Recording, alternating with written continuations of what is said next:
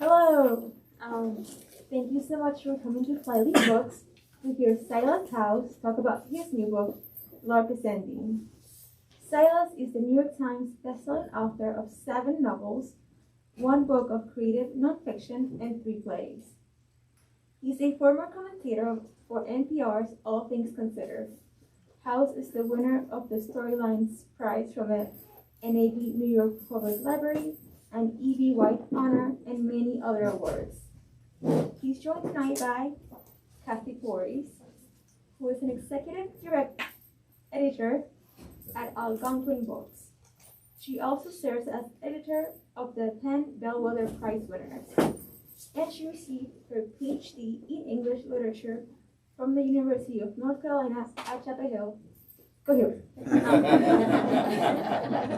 I hope you enjoy, and thank you so much for supporting your local indie.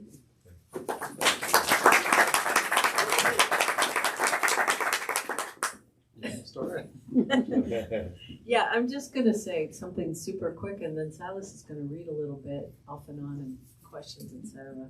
That's kind of an order, right? But I just did want to start out by saying Silas and I have worked together for over 20 years now. Yeah. It's really cool. Like, I got to work on his very first books, and then we had a little 11-year break there when you published a young adult novel and some nonfiction. Before Algonquin hit young adult, yeah, that's right. And then he came back, and I was so lucky he came back, and then 2 more books, Southernmost and now Lark Ascending. And it's super exciting to have that happen. Like, it could have gone another way, and it just is so great to have that we get to work together again. Yeah, these days especially, I think a lot of people don't have that long experience with one editor. Yeah. I mean, you've edited all of my adult books. So. Yeah, I mean, I think when we first started working together, neither of us wore glasses for one. A lot has changed since. Yeah,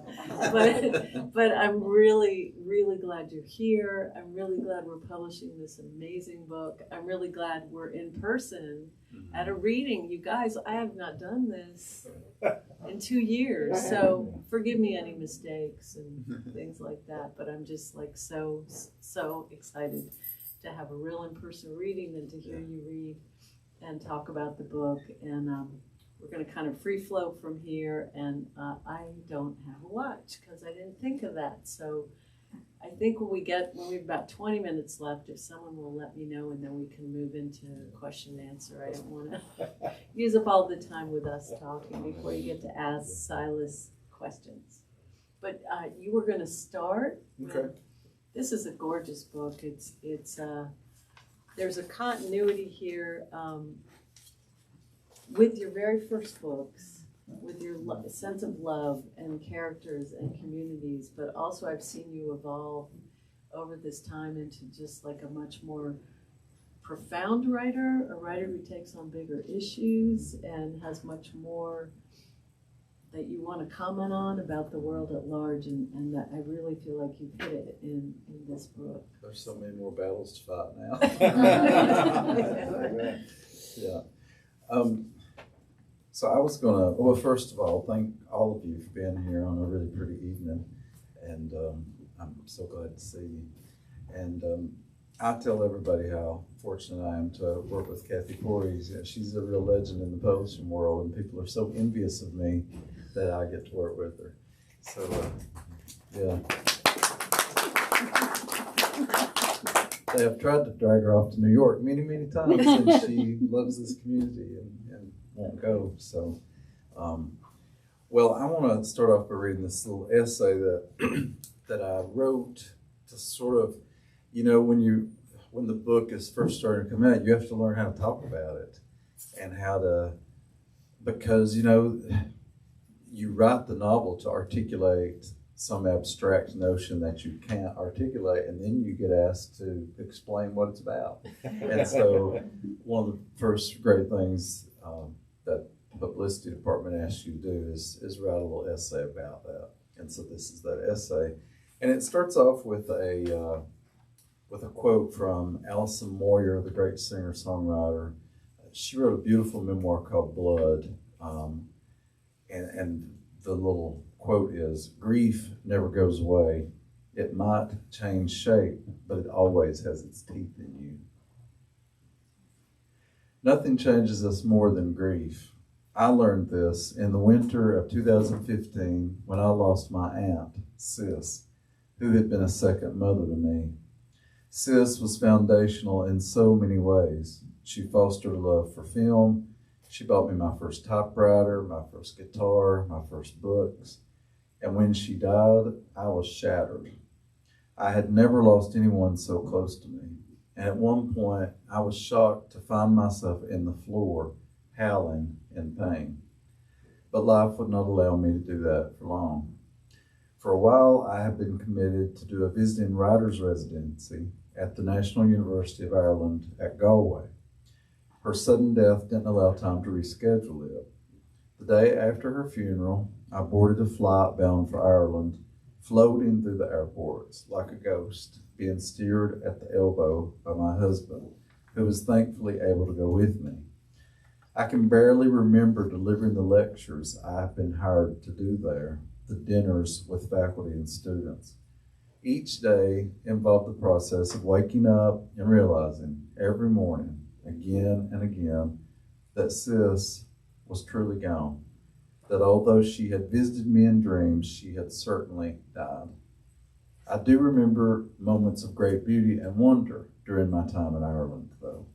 The kindness of the people, the melancholy gray of the skies over Galway Bay, the incredible cleanness of the air as I rode a bicycle on Inishmore, a small island off the western coast of the Republic. I remember a sheepdog who followed alongside me on a grassy trail where I was walking and grieving. I bent to pet him, and he licked my fingers while he looked me right in the eye. I have survived every trouble in my life by turning to the natural world, to dogs, to books, to music, and by writing through it. There were months when I felt physically sick all of the time because of my grief. The only balms I found, the natural world, dogs, music, books, writing. So I began to write a novel about a young man who is going through the worst grief imaginable. He has not only lost everyone he has ever known and loved, he has also lost his home and even his country. He is utterly alone. This has always been my worst fear. I've always been someone who needs a lot of people around. And he is undone in sorrow. So that is how the character of Lark came into being. I just had to figure out why and how he had lost everyone. I had to build a story around the reason he was trudging along an Irish stream with a dog at his heels, as I saw it in my mind. Almost always my novels grow out of figuring out a character's trouble. One thing leads to another, and eventually I found myself writing a novel unlike anything I had ever written or imagined before. I had never imagined that I would write a book set in the near future, but Lark Ascending is. When Lark, a man in his early 20s, is determined to reach the rumored to be safe place of Glendalough in a world that is increasingly hostile. He's escaped the United States, where fundamentalists have taken over, empowered by a climate crisis that has pushed most of the few people who are left into the Northeast. As a gay man, he is not only on the run from forest fires, but also from new laws that make his existence a crime punishable by imprisonment or even death. The scenario represents my worst fears of where we're headed if rampant religious nationalism and climate change aren't checked soon. Just as we have personal griefs, we also have global ones, whether they be witnessing climate change or the demise of our democracy. This is a dark place that Lark is operating within.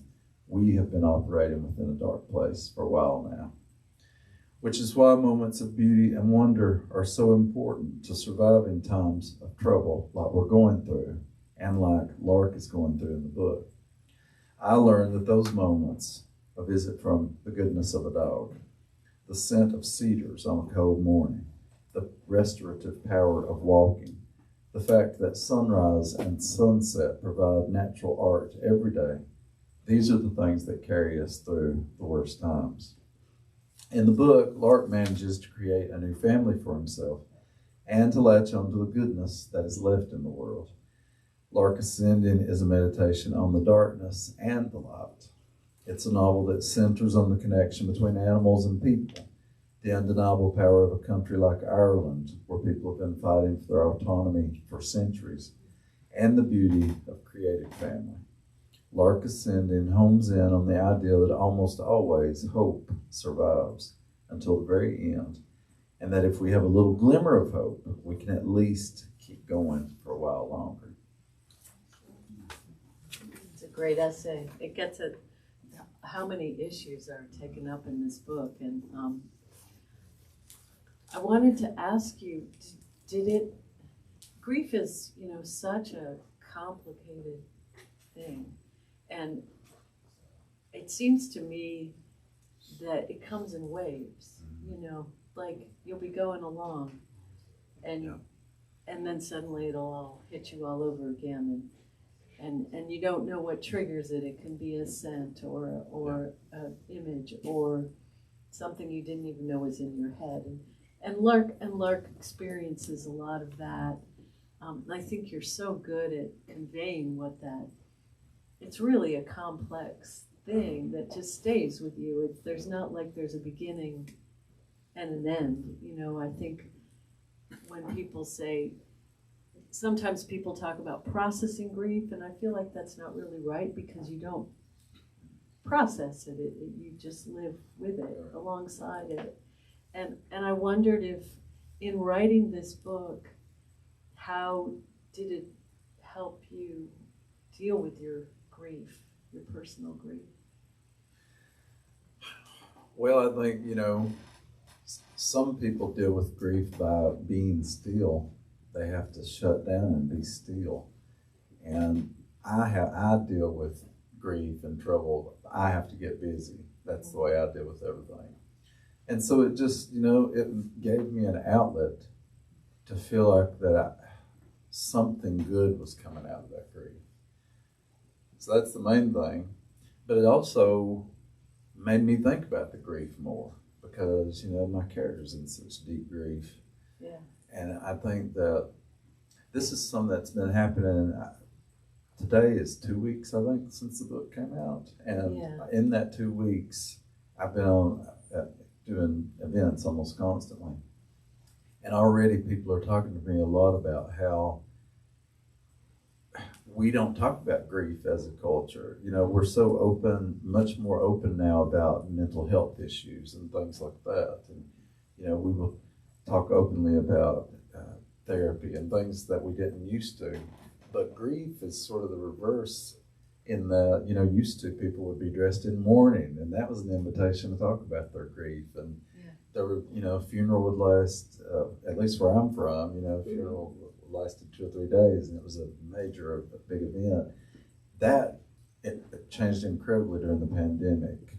I think grief became much more private, and the funeral was one of the main things that you couldn't do. Mm-hmm. And anyway, I think that a lot of people really need to talk about the grief they've gone through in the last 3 years, and so I've been doing a lot more of that at these. I didn't think that, I didn't think I'd be talking about that, but I love that. That has become part of the book. I mean, I think it's a painful thing for people to talk about, and also often people don't know how to respond to you. And you don't know what to say, what's the right thing to say. Right. And so I think that's one reason people turn to literature, for things like that. Yeah, and so one of the great things about the book is that what you walk away with is the sense that you can retain hope. Yeah. Or get to hope. Right. And do you feel like that, is what gets him through this, Mm-hmm. is he finds... Yeah. Do you think it's the dog that gets him to hope, or is it just, or is it the land? Is it the dog? I should say Seamus. Yeah, I think that's another thing that I heard so many people talk about was their animals carrying them through the pandemic and other kinds of grief. Like there are studies that prove our heart rate goes down when we pet an animal, and things like that. But you know, I mean, when we were working on the book, grief is not something we really talk that much about, but it comes up in the book, and it's more present than I thought it was. It's sort of between the lines. It's not something that's being talked about a lot in the book, right? But it's there. Right. It's like a creek kind of running through the book itself. And I think if it was 300 pages talking about grief, it would just be like, make you feel worse, right? But it's not. It's sort of between the lines. It's and that I guess that's what I'm getting at too, is that when you're grieving, it's not like every day you wake up and it's there.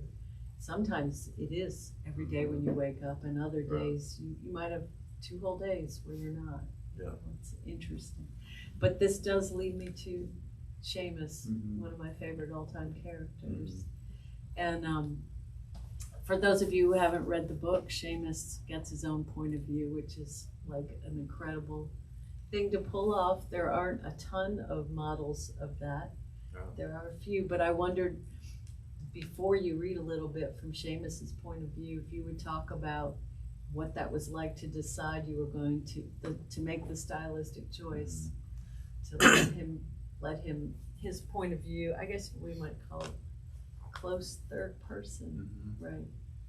Well, like you heard in that little essay, one of the seeds of the book was when I was in Ireland, I walked so much while I was there. And I mean, I walk at least 4 miles every day. It's the biggest part of my writing process is walking. But especially in Ireland, you know, it begs to be walked through. And I was just walking a lot, and that little dog joined me. And he was a sheepdog. And so in my mind, when I started this book, it has to be a sheepdog because that was a little sheepdog that followed me. But I don't have sheep, you know, I don't know anything about sheepdogs. And that was even something we discussed in the editorial process, right? Yes. And they said, should it be a sheepdog? Yes. Well, and before we get to that, Barbara Kingsolver was one of the readers for this book, and she has sheepdogs, and so I was just grilling her all the time about, you know, what does a sheepdog do in this situation, this situation. And this is so Barbara. She said, well, Silas, you have a perfectly good beagle at your disposal. Does that be a sheepdog? But in my mind, I was like, the same question you had. I just didn't think of beagles in Ireland. One of my best friends is Irish, and so I called her and I said, you know, when you were living in Ireland, how common was it to see a beagle? And she said, oh, there were loads of beagles. And so it gave me permission to use the beagle, those two things. And so I started studying my beagle so closely, you know, that I felt like I could pull it off.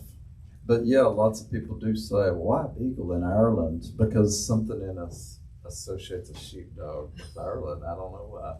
But did that answer that question? It did. And then what made you decide to take what is a kind of risky choice to tell it through I mean, one of my favorite books is William Maxwell's So Long, See You Tomorrow. And those great, is it Rufus? Is that the name of the dog? And they just bring you to your, you know, they're just crushing. Yes. Well, I think the main thing is this is the darkest book I've ever written. There's necessary violence in the book. I find it really hard to write violence. I think that we live in a world of a lot of gratuitous violence. It just blows my mind sometimes, the things I see in movies and TV, that people think this is entertainment. It's like, why do I want to watch somebody chopped up, you know? But so I never wanted the violence to be gratuitous in any way. I don't think it is, but it's necessary, right? Sometimes that violence is necessary for this kind of book. And so we really need something to balance that out. And a dog, you know, or this dog in particular, is a very joyful creature. As far as we know, dogs are not aware of their own demise. And so they can be a lot more joyful, you know, in this kind of situation that they're in. And so I think that the dog just gives it the right amount of light that we need. And Lark, the main character, he's in a situation where he can't trust other people, but he can trust the dog. So there is a woman in the book, for most of the book, he's trying to trust her. He really wants to trust her, but it's hard for him to. But he trusts the dog just like that, And so I think, my whole life, I can't remember, I always had a dog. I can never remember not having a dog. And by the way, on every book tour, there is a word that I say that the farther I get away from the South, the more people comment on it. This one's dog. You all probably won't say it, much about that, but like I was just in Chicago and everybody's like in the signing line, they're all like, "Will you say dog again?" But anyway, so I think it's really hard to pull it off. Because you certainly don't want it to be precious, but you want it to give that joy, that necessary joy. The violence is necessary, and so is the joy, at least for me. Now, Cormac McCarthy wrote a near future book, and you don't get any hope until the last line of the book, right? Yeah. And I'm just not that kind of writer, And somebody asked me the other day, what gives me hope? And I had to think about that. And I really think that I'm a professor at Berea College, undergrads. And as soon as they asked me that question, it was clear to me, what gives me hope is working with young people and witnessing they just have such tremendous empathy. And it's a kind of empathy that I don't remember me as Generation X. It's not the same kind of empathy, I mean, of course, my friends were empathetic and all that, but I think a lot of people read their empathy as oversensitive and they're angry about everything and all this. I read it as they're incredibly empathetic and they care deeply about these issues, and it's not to get attention. It's not that. It's because they're really empathetic. That gives me a lot of hope. What can make you more hopeful than for the world to become more empathetic? I mean, that's the solution to everything, really. And then the dogs sort of keep you in the here and now and connecting. Will you read some from Seamus's point of view? This is Seamus's backstory. So when Lark and Seamus meet up, they recognize in each other that they're both grieving. And so here explains that grief. It's a little bit longer, not terribly long, but I'm skipping around a little bit in this. Even as a puppy, Seamus roamed free on the island. Every day he awoke at his place beside the man's bed and trotted down the hallway, across the kitchen, and out the special door. Once outside, he yawned and stretched in the morning sun, took in a deep breath of the salt air, and eyed the sky. Usually some gulls were frolicking about, and he ran out into the field to chase them, even though he knew he couldn't jump high enough to catch them. Oh, but he would love to. Those gulls had a grand old time making fun of him because he couldn't fly like they could. They always wheeled away over the sea, laughing at him. Then he'd meander down to the fields. He liked to go down there and chase the cows around for a time. Then down to the beach. Sometimes there were dead fish that made for a nice long sniffing. Sometimes there were colored bottles that made a nice music if he pushed them around. A few times there had been shoes that had washed ashore. He liked to grab their laces and sling them around for a while before he left them at the water's edge. Lobsters, starfish, beach balls, usually flattened. A baby doll with a dress and bonnet. That was a lot of fun to tear up. The best things, however, were the sticks. Even the bigger ones were light and easy to carry. Once he had struggled home with a piece twice as long as him and dropped it on the porch with a plump that made his man laugh and give him a treat. Seamus usually went back to find the man up and offering him breakfast. He lay down for a time near his man's feet while he took breakfast or read the morning papers. Later, they worked in the garden together. By the time the night rolled across the water, Seamus was served his bowl of supper while the man ate his at the table. They watched some television together. And when the nighttime was easing in, they went onto the stoop where his man had his cigarette and scratched Seamus's head as they watched the moon drift over the sea. "'Tis a good life, all in all," the man said, nearly every night. Only occasionally he remained silent, and on those nights his eyes had water on them. Every night the man got down onto his knees beside the bed and folded his hands and bowed his head. His lips moved, and Seamus knew to be still there beside him until he had said the word Amen, which always made Seamus's ears go up, because then he knew he could get attention again. As long as he knew, Seamus had always lived here with the man who was good to him.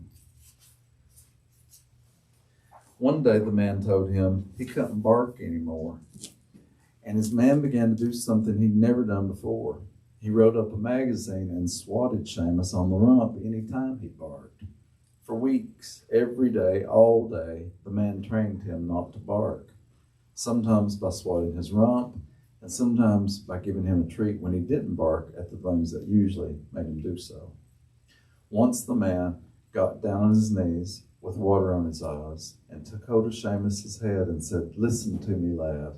If you are to survive, you must not bark." Seamus didn't know what this meant. The skies turned a tarnished silver, and cold wind blew up from the sea. The man often stood looking out across the water and listened to the radio all the time until one day the electricity blinked out of beam. Now he was allowed to sleep in the bed with his man. They lay curled up together, and even when the planes flew over low and loud in the middle of the night, Seamus did not bark. Then he didn't get a bowl of food anymore. There were only potatoes, and then they were all rotten, and then there was nothing, less and less. His man became very thin and pale. His hair stood in wisps of cottony white. He lay in the bed and coughed. He had one can of food left, marrow-fat peas. Then he leaned down and said, "My good old man," and scratched Seamus between the ears. There were no more single cigarettes on the stoop in the evenings. When he was still able, the man propped the door open. "Do not leave until you have to. Do you understand, Seamus?" Seamus tilted his head. "Only when you have to. Do you hear me?" Seamus heard, but he did not understand. One morning, he awoke, and the old man did not. Seamus licked at his face for a time, but still his man did not move. He nudged at his hand and his face with his wet nose, yet the man was as still as a piece of driftwood. Seamus lay atop his man's chest and looked at him for a long time. He whined. The day passed, and at night he slept. Then the next day he awoke aching with hunger. He did not want to leave his man, so he lay there through the next day and the next night. He watched the shadows of twilight overtake the room, breathing into the corners. The sun awoke him the next day. The island was quiet.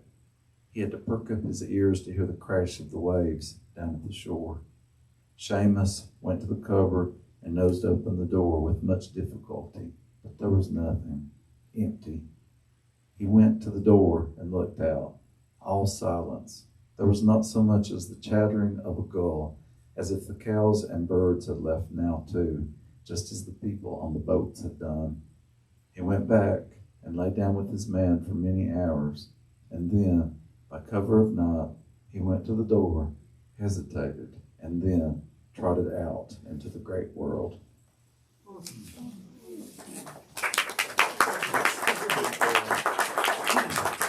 I had gone to Edinburgh. If you've ever been to Edinburgh, you might have been to Greyfriar Bobby's grave. This was a little dog who, after his owner died, he wouldn't leave the graveyard, and so the graveyard keepers fed him, and he just slept on his grave for years. You know, that's the legend. And so I had to incorporate that. And the reason that It makes me cry. yeah, well, you're a dog lover, but the reason he's been taught to be quiet is because dogs have been, the people have been encouraged to put down their pets because of starvation, and they think it's the humane thing to do. And that's actually based in fact. In 1940, 750,000 pets were put down in 1 month in England because of the Blitz. They felt it was the most humane thing to do. And I just couldn't imagine a more horrific scenario, so I had to write about it, you know. And all that happens off screen. Don't be too horrified. It's only alluded to. No, right? but it creates an incredible sense Right. of suspense. Yeah. Along with being so moving, it creates a real sense of suspense because you don't know what the dog doesn't know. It's like a wonderful way of building and it's that. pretty amazing for a beagle not to bark. That's the most fantastic thing about this book. That would probably not be possible. It's just so good. I don't know how much I wanted to ask you, like 2 more things before we open it up, and one you've kind of talked about a little bit, but obviously this book dovetails, unfortunately, with the rise of Christian nationalism in our country. Yeah. And I wondered how has that affected the way people react to you when you talk about the book? Has there been any kind of feeling that people are, like, where do people stand when you talk about that part of it? I think most people who come to an independent bookstore are thinking real complexly about all that stuff, you know. So I have had a couple of reviews already online where people are we're pushing back on that, and they find that problematic. But I think, especially as a person of faith, I'm really looking at it closely, and I don't like the way that my faith has been hijacked. You know, and so I think that's one reason I want to talk about it. And I think people of faith especially should be standing up and calling the alarm that this is dangerous. To me, it's terrifying to think about the narrowing separation of church and state. And so that's what I was thinking about, you know, and maybe we should back up and explain how they figure in the book. In the book, they're called fundies. Yeah, right. Fundies for fundamentalists, and they've just taken over, and it's basically if Marjorie Taylor Greene, you know, took over, and that's the kind of world they're living in. Isn't that horrifying? But and it's sort of, they've been enabled by this climate crisis, you know, which is caused things to really break down. The thing is, nothing in the book hasn't already happened to some degree here or other places. Unfortunately, right. And for instance, you know, people who can have children have less rights today than they did when we were working on this book together. You know, and so that's how quickly these things can move. You know, and so I was just thinking, if this gets as bad as possible, you know, what's the snare? And that's how I built the world. With that said, you have to talk a lot more about that when you're talking about the book than when you're reading it. You know, it always comes up in interviews. And I had to work on all that. We had to build that world, but we had to build that world so that you care profoundly about the relationship between Lark and his parents, and Lark and Arlo. And Lark and Helen, and Lark and the dog, you know. So it's like the main focus of the book for me is on those relationships. Right. But we have to have all that stuff sort of going on in the background. Yeah, it's definitely the backdrop for what's going on. I mean, it's not the engine of the book, it's the engine of the action, I guess I would say. Does that sound contradictory? It makes sense to me. But it's also very much about, as you've said before, you wanted to think about what it would be like if Americans had to be the refugees. Yeah, I wanted to put us in refugee boats because my whole life, you know, we've been witnessing refugee crises and we feel badly about it. We're sad about it, but ultimately we're like, well, that's on the other side of the world, and we go on with our business. And so I just wanted to put us more, you know, I wanted to put us in the shoes of those refugees. And so in this case, yeah, the Americans are the ones in refugee boats that are being sunk. And, you know, to just make us think about that. And I, you know, I really researched refugee crises and the things that people went through. And so, yeah, everything in the book is happening right now or has happened very recently. Yeah. But it is also always about that sense of community that you can Yeah. build anywhere, really. And Yeah.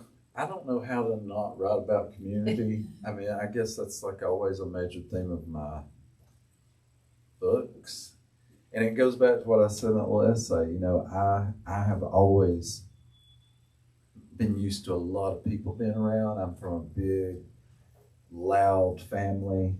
My aunt ran the community store, and I was always in the store, you know, with people, everybody coming in there telling stories. And my uncle and my grandmother were great quilters, and I was always under the quilting rack while they all talked, and they would forget I was down there, so I would hear stuff I shouldn't hear. You know, and so community is just always at the forefront of what I'm thinking about. But even more so, it's family, right? It's not big community. Yeah, It's yes, a very tight it's intimate family. community.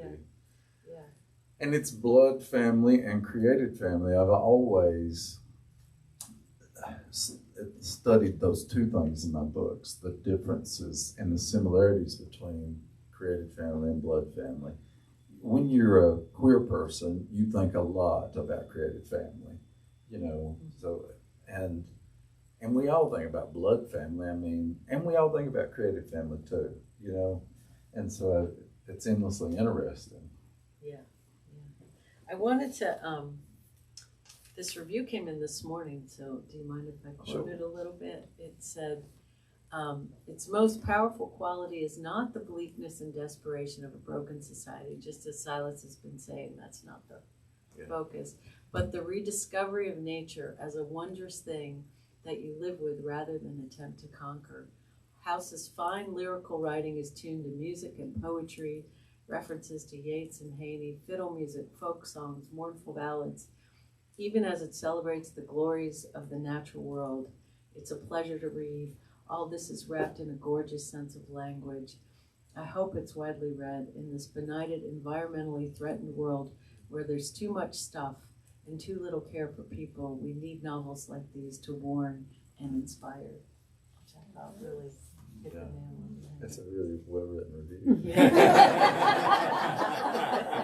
You know, one thing that's so interesting about writing a book like this is writing a post-electric world. It just changes everything when you don't have electricity. Yeah.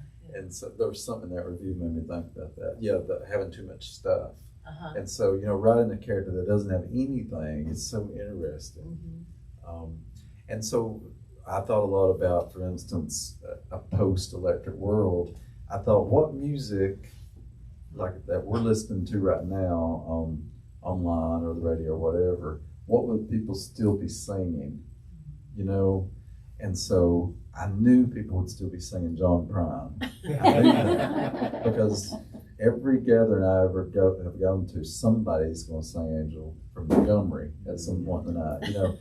And Brandy Carlisle, you know, they're singing Brandy Carlisle, they're singing Adele songs, they're singing U2. And that was fun to do in the book. That was the sort of the part of world building that was a lot of fun to think about stuff like that. And finally, one thing I wanted to ask you about before we opened it up was Glendalough. You must have gone there when you were in Ireland? I've walked the entire route that Lark walks. He walks from West Cork, if you know Ireland, he walks from West Cork to just south of Dublin in the Wicklow Mountains. Glendalough is the family is aiming for Glendalough because they've been told it's a safe place for people who are not abiding by this, you know, far right group that is the Nays have taken over Ireland. Anyway, it's an old monastic settlement In the 7th century, a man named Kevin decided he would go there and pray for 7 years without ceasing. And so he did. And then it became a pilgrimage. It was one of the major pilgrimages for Catholics for centuries. And so the question is, was Kevin drawn to this place because it was a powerful place? Or did it become a powerful place because people have been so prayerful there for 13 centuries, you know? And so it's one of those places that's known as a thin place, T-H-I-N, meaning where the veil is thinner. That might be because there's a mineral deposit there, or magnetic forces, or who knows why. We've all been to a thin place, a powerful place that we can feel. So that's why could they go you there. feel it? When you were Oh, there? yeah. You could. Has anybody been to Glendalough? Yeah, I mean, I think just, you know, everybody, I believe everybody that I've ever met that's been to Glendalough would tell you that. It's just one of those places where it just feels more peaceful and still, and some of it's just the topography, and, you know, it's like the perfect storm of things. Well, Go if you're ever in I'm Ireland, going. please go. It's an amazing place, and it's real easy to get to. I definitely will need to go. Yeah. So should we open it up for questions from people here? I'll have one. Did you ever read The Animal Family by Randall Jarrell? No, I haven't. Well, everybody Well, write that that's down. right. He was a teacher at UNC Sure. Wilmington when my mother went there. It was a women's school then. And his poem, The Death of the Bald Duck Turret Gunner, is the most because it's very short. I've heard of that, yeah. But he wrote this book in the 60s, and it's about a hunter who's alone on an island, and he builds a family. He's grieving his parents, but one by one he makes a family for himself.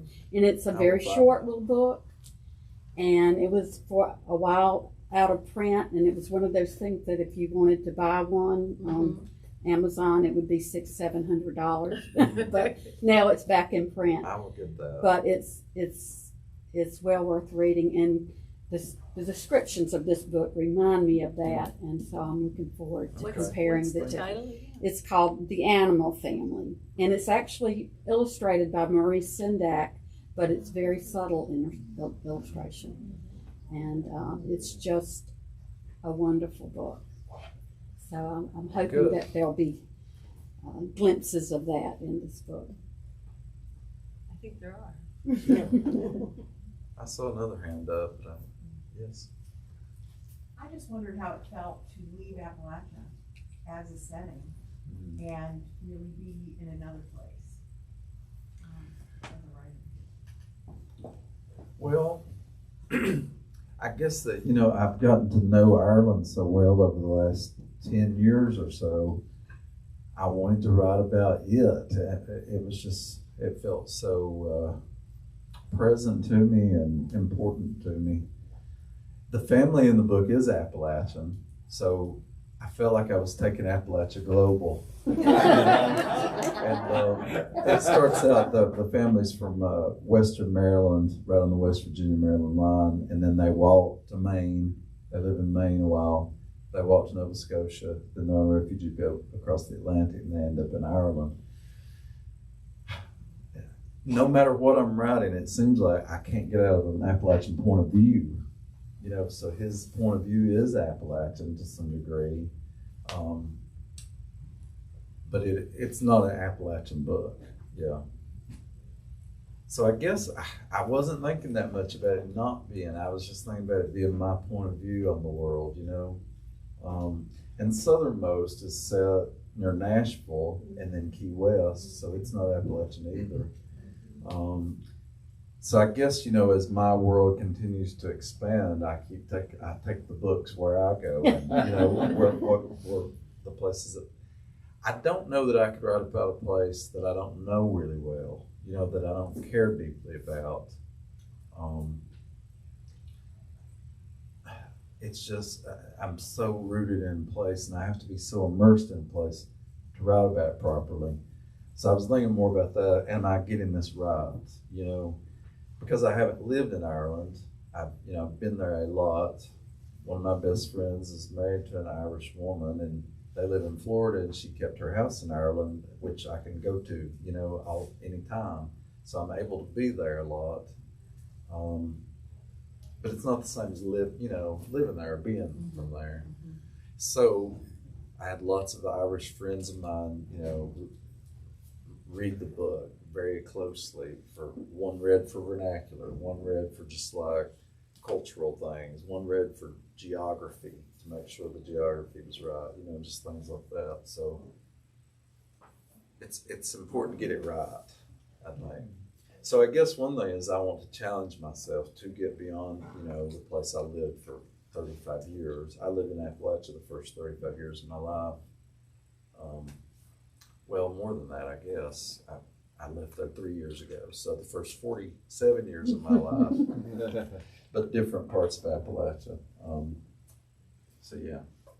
It's funny, one of my friends asked me if you felt like Ireland, Catherine Walton, she asked me if you felt like Ireland in some way makes one feel more like does more writing come out of Ireland, do you feel like, or is there kind of an atmosphere there that you felt like spilled into the book? Well, they care more about their writers in Ireland. You go to a pub and it'll be named after a writer. It's much more central to their culture. Yes, isn't it? yes. And Irish literature informs the book a lot. There's a lot of Seamus Heaney in the book. There's a lot of Yeats. There's a lot of Aidan Boland, who's a wonderful Irish poet who died while I was writing the book that I love. A lot of Irish music, things like, music always informs my work, and poetry does too.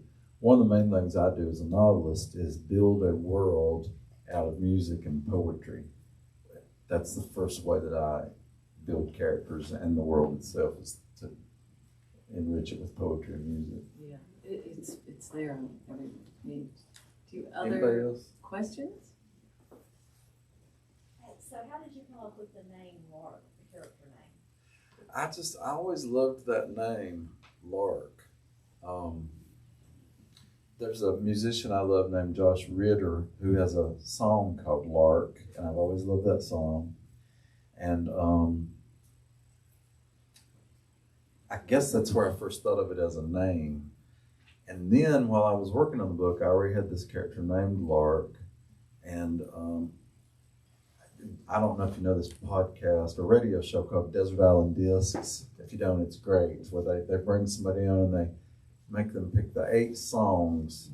If they could only have 8 songs on the Desert Island, what would they do? And I was listening to Julie Andrews do her Desert Island Disc, and her essential song, the one that she would never part from, was called "The Lark Ascending," and I had never heard that. And if you've never heard that piece of music, it is transcendent. It's one of the most moving and most beautiful pieces of music. It's a one movement piece of classical music. It's 14 minutes. And when I heard it, I thought, this is the soundtrack for this book. Yeah. And so now I've listened to it. I know I've listened to it more than 1,000 times. I still get moved every time I hear it. So I think that's a real testament to what kind of book it is, what kind of song it is. So look that up. And so hearing that song just sort of solidified this is the right name for this character.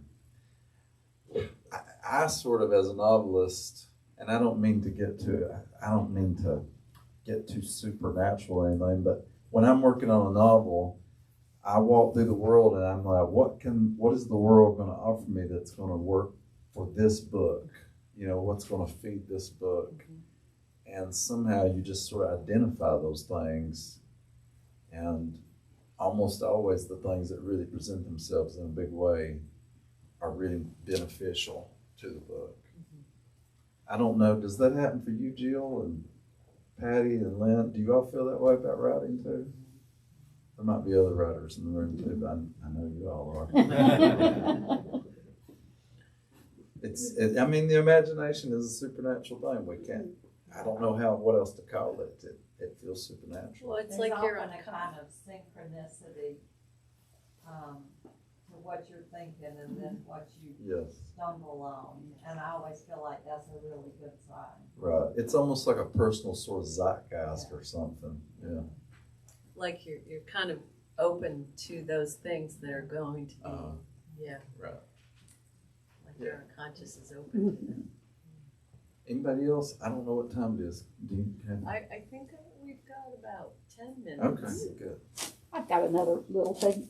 When I first read Place Quilt in your little Arthur's thing, it said that you were a rural mailman. How long did you have that job? And did you think of your stories as you were delivering the mail? I carried the mail for 7 years. I loved my customers. The job was horrific. Please be good to your postal carriers, because they're gonna do hell. But it was a great job for a writer, because I did get to. I was working in my mind all day long, while I was simultaneously putting mail in the box and all that. Can I just add, I forget where we were, but you were driving. We were going through these mountain roads. He drives like a race car. We were doomed. Yeah. Yeah. And you're like, oh, I'm used to this. I Yeah. was delivering mail all the time on the roads. Like, I was terrified, but not because you're driving, just because, I'm not used to Right. curvy mountain roads. Yeah, we were in Blue and Rock. Those are some pretty curvy Yeah. roads. Yeah. And I probably was fine. Somebody bet. Patty, do you have a question? Yeah, well, I had a chance to read the book already, and I just want to tell you thank you, because, you don't look away from any of from the horrors of what's happening, and you make it so real, but I want to thank you for the hope that you leave us with Lord, and his goodness never goes away, and, that, I just want to say thanks for that, because I think this book, everybody needs to read this book right now. Thank you. Go on the road with me. I'm going to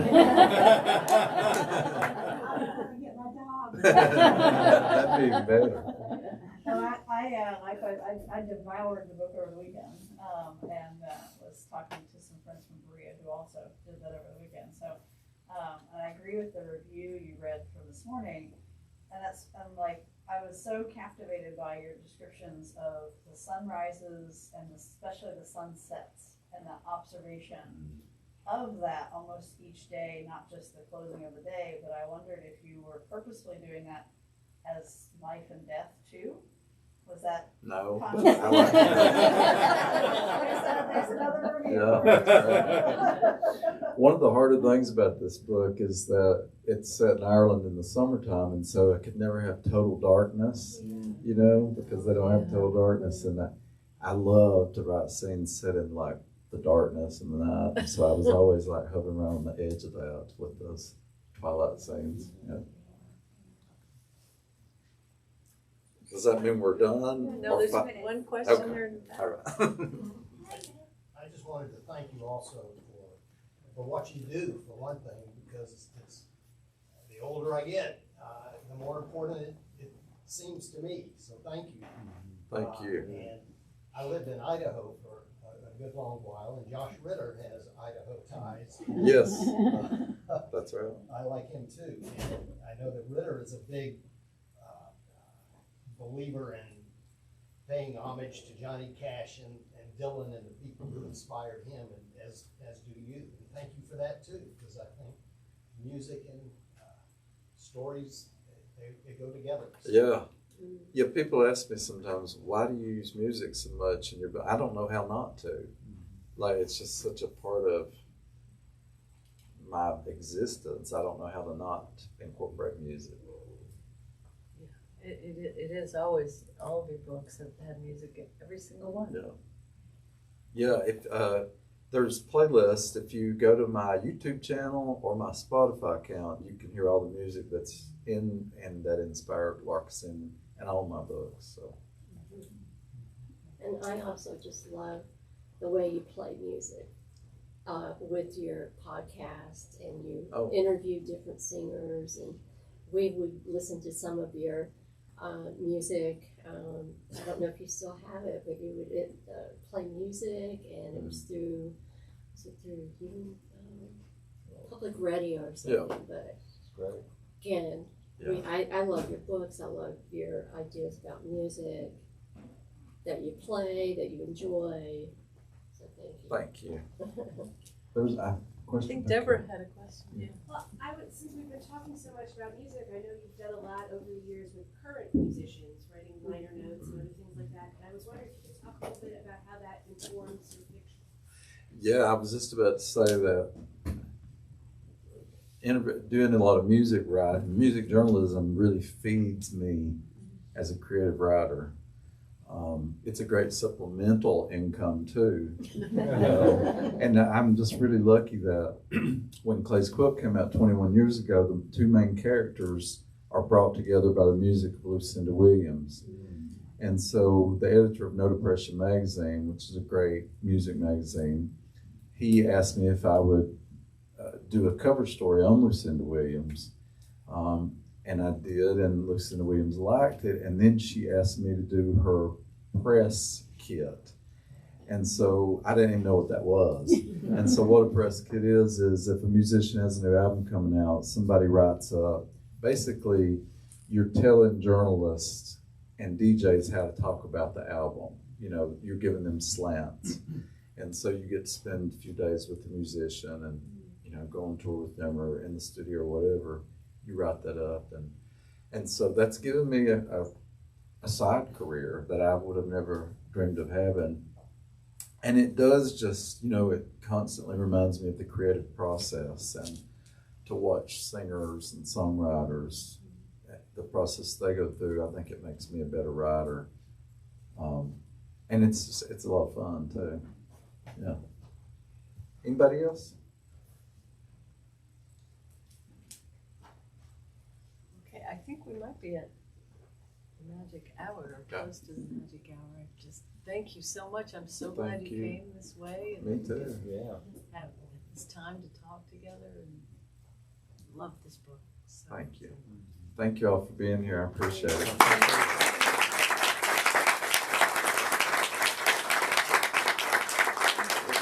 If you like the book, tell people about it, because in the literary fiction world, we depend so much on word of mouth. So that's the only way that I've had a career, is off that word of mouth. So thank you all. Thank you.